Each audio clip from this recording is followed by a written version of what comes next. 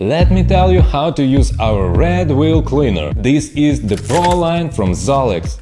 To get rid of stubborn and persistent contaminants like brake pad, asbestos dust, metal dust from brake discs or road salt mixed with dirt, spray the cleaner onto the wheel and let it work. You can immediately see how the red component reacts. Ideally, the wheel should be dry during application. This will give optimal results and the product adheres best to a dry surface. And don't forget, the wheels should be cool. In most cases, this is sufficient and you can proceed to rinsing, but if the dirt is old, it's time for a thorough cleaning with a brush. Don't forget to wear protective gloves to avoid contact with dirt and the product. Then rinse the wheel with water under pressure or a bucket of warm water and a sponge. After this, let the wheel dry. However, for chrome or black wheels, it's better to wipe them dry with a cloth, as watermarks are more noticeable on them. Our red wheel cleaner can be safely used on aluminum and steel wheels. It's incredibly effective. It has the maximum concentration for super fast